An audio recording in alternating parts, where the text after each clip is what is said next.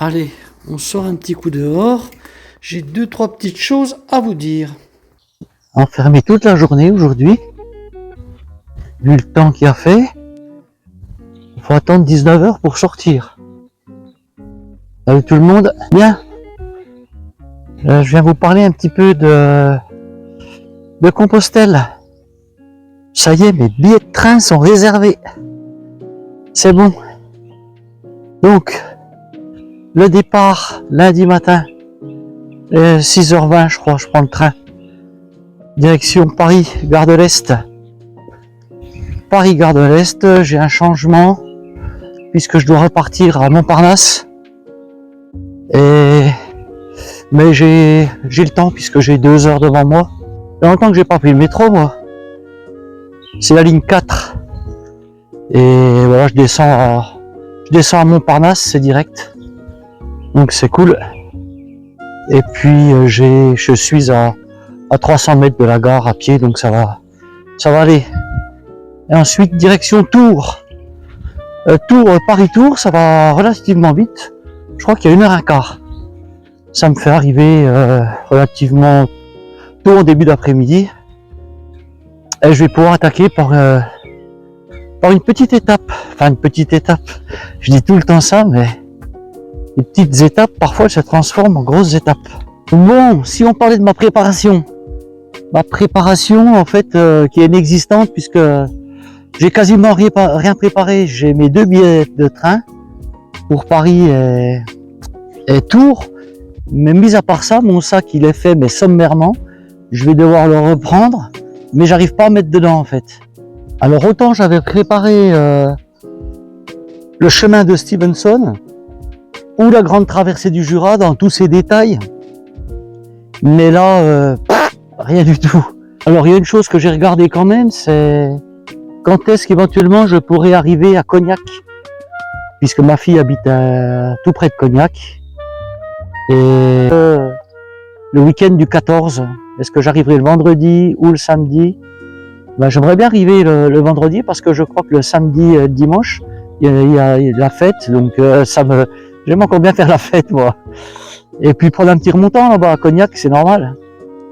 Mais ce qu'il y a de sûr, c'est que je resterai maximum 2 jours, puisqu'il faut pas s'éterniser comme ça quand on est en bivouac à s'habituer à redormir dans un lit, parce qu'après c'est trop compliqué. Cette petite halte à Cognac me fera du bien. Lorsque je serai à Cognac, j'ai regardé, ça par contre, j'aurais fait environ 300 km. Alors le retour, c'est pareil, j'ai rien calculé pour l'instant, je suis encore pas parti, donc le retour, on verra ça quand j'arriverai à Saint-Jean-Pied-de-Port. Bon allez, je bouge là parce que je suis sur une pierre, il y a de la mousse, et comme il y a beaucoup plu, j'ai le trempé. Alors mes amis Facebook, si c'est pas fait, abonnez-vous vite à la chaîne. Parce que, je vous l'ai dit, je ne sais pas si je vais publier encore sur Facebook, ça m'embête parce que je sais qu'il y a des gens qui regardent sur Facebook et qui ne veulent pas mettre YouTube. Bon alors j'ai une toute petite chaîne, effectivement, hein. 84 abonnés, c'est tout petit. C'est pas que ça que je vais gagner ma vie. Puis j'ai pas l'intention de la gagner non plus. Et ouais, mais c'est des gens, bon après j'ai mes amis Facebook bien sûr qui doivent me suivre, et puis aussi j'ai des randonneurs. Il y a des gens qui partagent le même amour que moi de la nature, de la randonnée, du bivouac. Les bivouaqueurs, c'est une population à part, hein, des marcheurs. C'est autre chose encore. C'est pas, on n'est pas dans la même dynamique que les personnes qui dorment en gîte.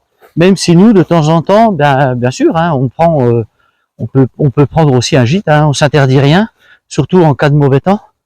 Mais malgré tout, on a une philosophie du chemin qui est différente. Il est beau ce petit sentier du Petit Compostelle.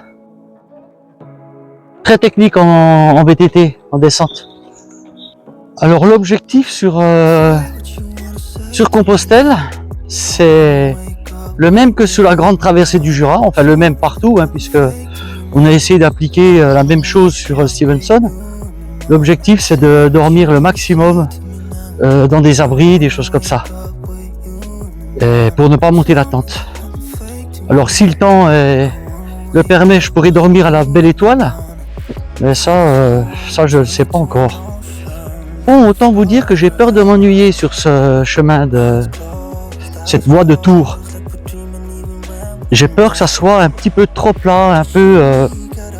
ouais, rien à voir avec Stevenson ou la GTJ. Bon, on verra bien. Après, voilà, je vais pas revenir en arrière. Je me suis décidé à... J'avais hésité quand même longuement entre la voie d'Arles et la voie de Tours. La voie d'Arles, ça sera peut-être pour l'année prochaine, on verra. Mais ouais, j'ai cette petite crainte-là, de m'ennuyer un petit peu. Alors on sait jamais, s'il y en a qui me voient sur cette voie de Tours, et ben, si vous avez un petit bout de jardin, quelque chose comme ça, à m'offrir, ben ça sera avec plaisir. Et surtout pour échanger. Puisque la richesse de tous ces chemins qu'on fait, c'est ça, hein, comme je vous l'ai dit, c'est le partage. Alors je suis content parce que ben, j'emmène déjà un peu moins de choses, comme j'espère qu'il va faire beau. Donc mon sac sera un peu plus léger. Et surtout, j'ai pu mettre ma tente dans mon sac à dos. Alors évidemment, je vais faire maximum de photos, de vidéos et faire mes petits montages. Bon, je sais toujours pas si je vais emmener ma perche et mon tripode. Le tripode, c'est bien pratique, la perche, vous voyez, là j'ai la perche. Là, quand on marche comme ça avec la perche pour blablater, c'est bien. Mais le tripode, on peut le fixer après une branche et se filmer, c'est pas mal quoi. Parce que la perche, quand vous la posez au sol, elle est pas très stable et j'ai déjà vu plusieurs fois le téléphone basculer. Ça va que c'était dans l'herbe. Je vais continuer à faire ça, mes petits films, mes petits montages, et puis essayer de vous faire plaisir, quoi. Me faire plaisir à moi aussi, parce qu'en fait, avant j'écrivais beaucoup là lorsque je marchais, mais maintenant, ben je vis avec mon temps un petit peu avec le numérique, et voilà, ça laissera une trace pour mes petits enfants, tout ça.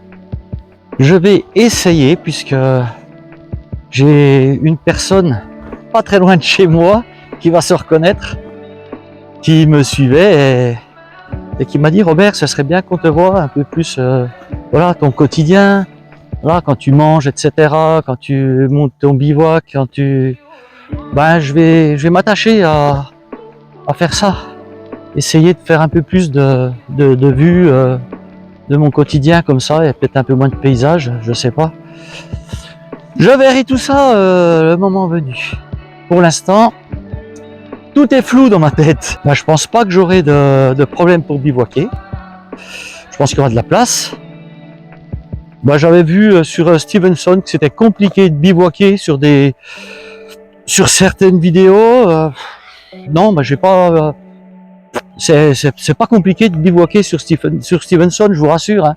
Ceux qui partent en bivouac, là, il n'y a aucun problème pour bivouaquer sur Stevenson. Le seul problème qu'il y a, il est lié à la configuration du terrain, c'est tout.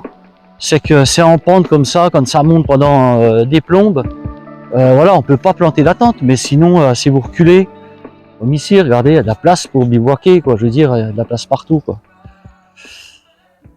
Alors c'était peut-être un peu plus compliqué aussi parce qu'il y a des endroits, il y avait des foins, donc on bivouaque pas, bien sûr, dans les foins pour écraser l'herbe, hein. Hors de question. Mais il y a toujours la possibilité de trouver un endroit pour planter sa tente. Une tente, c'est rien. On va prendre 2 mètres carrés de terrain, là, même pas. Donc, c'est pas compliqué à trouver un lieu de bivouac. C'est plus qu'à terminer mon sac et puis ben partir confiant pour ce chemin. Juste une inquiétude. Ah oui, il faut que je vous dise, j'ai une inquiétude. Je sais pas si vous vous souvenez, lors de la grande traversée du Jura, j'avais au quadriceps des coups d'électricité et ça me l'a refait sur Stevenson. Et là encore, là j'ai la cuisse droite qui est pleine de fourmis comme insensible. Alors je sais pas si c'est lié à mon hernie discale ou quoi. Bon, ça m'inquiète un petit peu quand même. Mais on verra bien. Je vais tâcher de faire le nécessaire en rentrant de ce chemin de Compostelle. Ah voilà, vous voyez, Voilà les petits paquets, les petits, voilà. Alors ici c'est un lieu, là c'est pareil, hein, la route est là, les gens viennent ici, ils se garent ici, ils pique-niquent ou ils font je sais pas quoi. Si vous allez dans le champ là, ben c'est pareil, il y a des petits mouchoirs, des petits trucs comme ça, voilà. Ils sont vraiment dégueulasses. Bref, allez, on va s'arrêter avec ça parce que ça m'énerve. Je suis rentré à la maison. Ce petit tour dehors m'aura fait du bien. Et j'ai plus qu'à vous dire à lundi pour la première étape.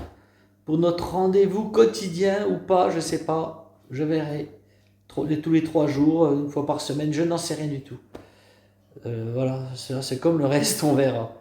Allez, ciao, et puis à lundi quand même, lundi soir pour la première étape.